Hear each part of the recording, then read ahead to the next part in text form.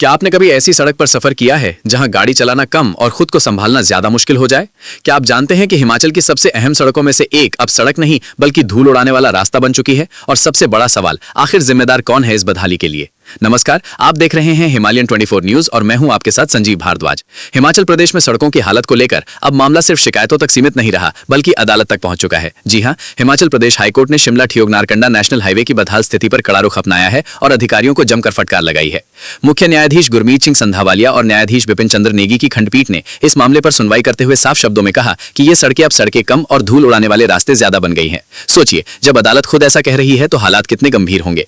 अदालत ने यह भी माना कि इन खराब सड़कों की वजह से न सिर्फ वाहन खराब हो रहे हैं बल्कि लोगों के स्वास्थ्य और पर्यावरण पर भी बुरा असर पड़ रहा है। अब सवाल उठता है, क्या प्रशासन को यह सब पहले दिखाई नहीं दे रहा था? हाईकोर्ट ने इस मामले में सख्त कदम उठाते हुए पीडब्ल्यूडी के इंजीनियर इन चीफ और एनएचएआई के मुख्य अभियंता को अगली सुनवाई में व्यक्तिगत रूप से पेश होने का आदेश दिया है।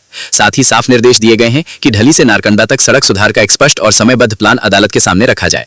और यही नहीं, अदालत ने जांच का दायरा बढ़ाते हुए ठियोग से नारकंडा तक के हिस्से को भी शामिल कर लिया है। अगली सुनवाई 21 मई को होगी।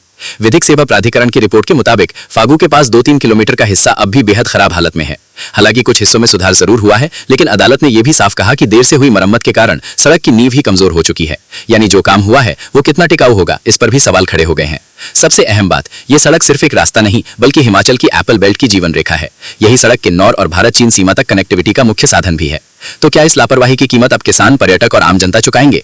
खराब सड़कों का असर पर्यटन पर भी साफ दिख रहा है और सेब उत्पादकों को भी भारी नुकसान झेलना पड़ रहा है। यहाँ तक कि एचआरटीसी को भी नुकसान हो रहा है क्योंकि बसों की मरम्मत पर खर्च लगातार बढ़ रहा है। इस बीच केंद्र सरकार ने अदालत को बताया कि फंड देने के लिए वो तैयार है, लेकिन राज्य सरकार की तरफ से प्रस्ताव भेजने में देरी हुई। अदालत ने इसे गंभीर लापरवाही मानते हुए कड़ी नाराजगी जताई है। अब सबसे बड़ा सवाल, क्या इस बार सच में हालात सुधरेंगे या फिर ये मामला भी फाइलों में दबकर रह जाएगा? आप क्या सोचते हैं? क्या हिमाचल की सड़कों की हालत जल्द सुधरेगी? अपनी राय हमें कमेंट में जरूर बताएं। अगर आप चाहते हैं ऐसी ही सच्ची और जमीनी खबरें तो चैनल को सब्सक्राइब करना ना भूलें। धन्यवाद।